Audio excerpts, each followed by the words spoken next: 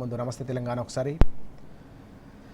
ఆస్తులకు ముప్పు ఆగిన అప్పు అంటూ ప్రధానమైన వార్త మనకు మెట్రోకు సంబంధించి కనిపిస్తోంది.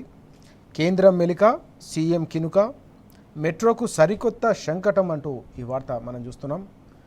Phase 1, phase 2 కలపాల్సిందేనన్న ప్రతిపాదనతో కయ్యం. కేంద్రం ప్రతిపాదనకు రేవంత్ రెడ్డి ససేమిరా. ఫేజ్ 1ను తామే నిర్వహిస్తామన్న ముఖ్యమంత్రి. రెండో దశలోనూ 50% వాటాకు పట్టుబడతా ఉన్నారు. అంతలా పట్టుబడడంలో లోగుట్టు ఏమిటో అంటూ ప్రధానమైన ప్రశ్నను వేస్తూ ఈ కథనం కనిపిస్తూ ఉంది. ముఖ్యమంత్రి తీరుపై కేంద్ర ప్రభుత్వం కూడా అనుమానం వ్యక్తం చేస్తుందనే అంశం కూడా ఇక్కడ మనకు కనిపిస్తూ ఉంది. అందుకే ఈ ఫేజ్ 1కు సంబంధించిన ఐఆర్ఎఫ్సికి సంబంధించి ఏదైతే రుణ సంస్థ ఏదైతే ఉందో రైల్వేస్కు సంబంధించి ఐఆర్ఎఫ్సి, ఆ రుణం ఆగిపోయిందనే అంశం మనం ఇక్కడ చూస్తున్నాం. హైదరాబాద్ మెట్రోకు 18,000 కోట్ల రూపాయల ఆస్తున్నట్టుగా అంచనా వేస్తూ ఉన్నారు. విలువైన భూములపై కన్నేసినట్టు ఆరోపణలు, కేంద్రం ప్రతిపాదనలు అనుమానాలను దాచి రాజకీయ ఆరోపణలకు సీఎం పరిమితం అంటూ ఈ అంశం మనం చూస్తూ ఉన్నాం. కేంద్ర ప్రభుత్వం ఈ అనుమానంతోనే ఈ నిధులకు సంబంధించి అప్పు ఏదైతే ముందు మంజూరైందని చెప్పారో ఆ అప్పు నిలిచిపోవడానికి ప్రధానమైన కారణం ఇదే అనే అంశాన్ని హైలైట్ చేస్తూ ఈ కథనం మనకు కనిపిస్తోంది. మెట్రో భూ భ్రమణం అంటూ ఈ వార్త. రోజుకు వడ్డీ, వాస్తవానికి ఏదైతే లోన్ మంజూరైందని చెప్తా ఉన్నారో 13,600 కోట్ల రూపాయల రుణం, దీనికి రోజుకు కడుతున్న వడ్డీ ఏకంగా 2.5 కోట్లు. మెట్రో రుణ జాప్యంతో రాష్ట్ర ప్రభుత్వంపై పడుతున్న భారంగా ఇది చెప్తా ఉన్నారు. 50 రోజుల్లో ఏకంగా 130 కోట్లకు పైగా మిత్తి కట్టాల్సిన పరిస్థితి ప్రైవేట్కు లబ్ధి చేకూరుతా ఉందనే అంశం రాష్ట్ర ప్రభుత్వంపైన, రాష్ట్ర ప్రజలపైన పెను భారం పడుతోంది. అనాలోచిత నిర్ణయంతో ఖజానాకు భారీగా గండి పడుతుందనే అంశం కూడా ఇక్కడ మనకు ప్రధానంగా కనిపిస్తూ ఉంది. మెట్రోకు సంబంధించిన తొలి దశ వ్యవహారం గందరగోళంగా మారడం, రెండో ఫేజ్కు సంబంధించి దేశంలోని ఉత్తరప్రదేశ్ కావచ్చు, వెస్ట్ బెంగాల్ కావచ్చు, వైజాగ్ కావచ్చు, ఇతర రాష్ట్రాల్లో అనేక రాష్ట్రాల్లో కూడా మెట్రోకు సంబంధించిన కొత్త లైన్ల నిర్మాణానికి కేంద్ర ప్రభుత్వం అనేక రకాల ప్రాజెక్టులను మంజూరు చేస్తూ ఉంది. ఉన్న ప్రాజెక్టులను విస్తరించేందుకు అనేక నగరాలకు అవకాశం కల్పిస్తూ ఉంది. కానీ తెలంగాణకు సంబంధించి ఇప్పటికే 5 లక్షల నుంచి 6 లక్షల వరకు ప్రయాణికుల రద్దీ పెరిగిన నేపథ్యంలో ఇకనైనా సెకండ్ ఫేజ్ ప్రారంభించాలని చెప్పేసి హైదరాబాద్ వాసులంతా కూడా కోరుతూ ఉన్నారు. హైదరాబాద్ నగరం అంతా కూడా ట్రాఫిక్ ఇబ్బందులతో సతమతం అవుతూ ఉంది.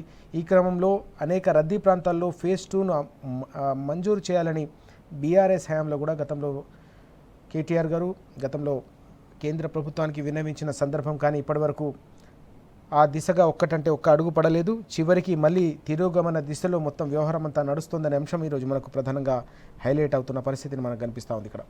ఇక మరో కీలకమైన అంశం, మూసీ విధ్వంసంతో మహాత్ముడి ఆత్మ ఘోషిస్తోందంటూ నిన్న బీఆర్ఎస్ వర్కింగ్ ప్రెసిడెంట్ కేటీఆర్ గారు మండిపడ్డారు. బస్తీ బాటలో భాగంగా ఆయన అనేక మంది ప్రజలతో మాట్లాడారు. మూసీ బ్యూటిఫికేషన్ పేరిట లూటిఫికేషన్ చేస్తుంది ప్రభుత్వం అంటూ ఆయన ధ్వజమెత్తిన అంశం. బస్తీలకు అండగా బీఆర్ఎస్ నిలబడుతుంది, ఎవరూ అధైర్యపడవద్దని చెప్పేసి కూడా పిలుపునిచ్చారు. పేదల ఇండ్ల జోలికి వస్తే సహించమంటూ ఆయన మండిపడ్డారు. ఓవైపు రాష్ట్ర ప్రభుత్వం ముఖ్యమంత్రి ఈ మూసీకి సంబంధించిన అంశంపై ముందడుగు వేస్తూ ఉంటే దీనిపై పూర్తి స్థాయిలో కేంద్ర ప్రభుత్వం ఏదైతే ఉందో కేంద్ర ప్రభుత్వం కూడా సహకరించడం, రక్షణ శాఖకు సంబంధించిన భూములు అప్పగించడం అనేది అత్యంత దుర్మార్గమైన చర్యగా అభివర్ణించిన సందర్భం కనిపిస్తుంది. పెద్ద ఎత్తున దోపిడీకి తెరతీస్తూ ఉంటే మీరు ఎట్లా సహకరిస్తారు, కేంద్ర ప్రభుత్వం నుంచి ఎట్లా సహాయం అందిస్తారు, రక్షణ భూములు ఎట్లా కట్టబెడతారని చెప్పి కూడా నిన్న కేటీఆర్ గారు సూటిగా నిలదీసిన అంశం. ఇటు కాంగ్రెస్ను అటు బీజేపీని కూడా కేంద్ర ప్రభుత్వాన్ని కూడా నిలదీసిన అంశం, ముఖ్యమంత్రిని అలాగే ప్రధానమంత్రిని కూడా నిలదీసిన అంశం మనకు ప్రధానంగా కనిపిస్తూ ఉంది. కాంగ్రెస్ సర్కారుకు గాంధీపై ప్రేముంటే పేదల ఇండ్లు కూల్చకుండా విగ్రహం కట్టాలని కూడా ఆయన కోరారు. గాడ్సేను నమ్మే రేవంత్ మహాత్మా గాంధీ విగ్రహం పెడతానంటూ దొంగ మాటలు మాట్లాడుతున్నారని కూడా కేటీఆర్ గారు ధ్వజమెత్తిన అంశం కనిపిస్తూ ఉంది. ఛోటాభాయ్ బడేభాయ్ కుట్ర, కాంగ్రెస్ విధ్వంస రాజకీయాలకు బీజేపీ మద్దతు తెలుపుతోందంటూ ఆయన మండిపడ్డారు. మూసీలో కమిషన్ల కోసం వేలాది పేదల ఇండ్లు కూల్చుతున్న రేవంత్ సర్కార్ అంటూ ధ్వజమెత్తిన అంశం ప్రధానంగా మనకు కనిపిస్తూ ఉంది. అలాగే ఇతర కీలక అంశాలు కూడా మనకు కనిపిస్తూ ఉన్నాయి. ఎమ్మెల్యేలకు సీఎం దూరం అంటూ వార్త, వారిని కలవడానికి ఇష్టపడని రేవంత్, వేం నరేందర్ రెడ్డి వరకే కాంగ్రెస్ ఎమ్మెల్యేలకు ఛాన్స్ అంటూ ఈ కథనం కూడా మనకు కనిపిస్తూ ఉంది. స్పీకర్ వర్సెస్ సీఎం బ్రదర్ అంటూ ఈ అంశం కూడా మనం చూస్తూ ఉన్నాం. వికారాబాద్లో పెత్తనంపై అసంతృప్తి అంటూ ఈ వార్త కూడా ప్రధానంగా మనకు కనిపిస్తూ ఉంది. అలాగే నీట్లో చీటింగ్ అంటూ ఈ వార్త, పరీక్షా కేంద్రంలోకి ఫోన్లు, బయటపడ్డ నిర్వహణ వైఫల్యం అంటూ ఈ అంశం కూడా మనకు కనిపిస్తూ ఉంది. రాగన్నగూడ ఎగ్జామినేషన్ సెంటర్లో ఘటన చోటు చేసుకుంది. ఇప్పటికే దేశవ్యాప్తంగా కూడా పెద్ద ఎత్తున గతంలో నిర్వహించిన నీట్ పరీక్షకు సంబంధించిన పేపర్ లీక్ కావడం, లక్షలాది మంది విద్యార్థులు ఆందోళనకు గురి కావడం, పెద్ద ఎత్తున దేశవ్యాప్తంగా తీవ్ర దుమారా రేపిన నేపథ్యంలో మరోసారి నిర్వహించిన పరీక్షల నేపథ్యంలో కూడా నిర్వహణ వైఫల్యం వల్ల అనేక చోట్ల ఇలాంటి అంశాలు దృశ్యాలు వెలుగులోకి వచ్చాయనే విషయం కూడా మనకు కనిపిస్తూ ఉంది. ఇక తెలంగాణ టుడే ఒకసారి చూద్దాం. తెలంగాణ టుడేలో KBR park one way trial turns chaotic అంటూ ఈ వార్త మనకు కనిపిస్తోంది. Confusion, traffic jams reported at key junctions in the area అంటూ ఈ కథనం. ట్రాఫిక్ ప్లాన్ అండర్ రివ్యూ అంటూ ఈ వార్త కనిపిస్తుంది. Traffic diversion in the KBR park is leading not only to increased travel time and fuel consumption but also to an additional burden. I spent around 20 minutes from KBR Park Junction to Jubilee Hills checkpost అంటూ ఒక IT employee పెద్ద ఎత్తున ఆవేదన వ్యక్తం చేసిన అంశం కూడా మనకు కనిపిస్తూ ఉంది. ఇక Musi project centre and state misleading people says BRS KTR అంటూ ఈ వార్త.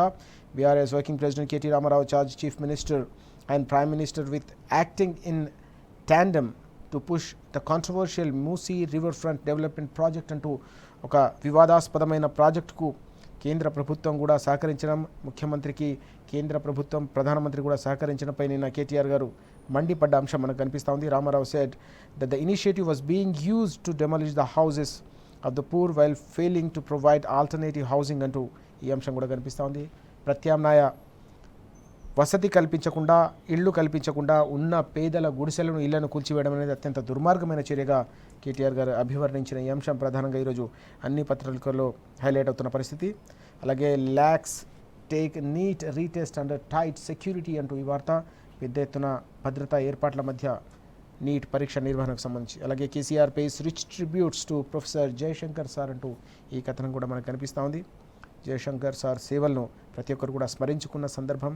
కేసీఆర్ గారితో పాటు కేటీఆర్ గారు, ఇతర నేతలందరూ కూడా ఘనంగా జయశంకర్ సార్కు నివాళులు అర్పించిన అంశం కూడా మనకు కనిపిస్తూ ఉంది. ఇవి రోజు మనకు కీలకంగా పత్రికల్లో కనిపిస్తున్న వార్తలు.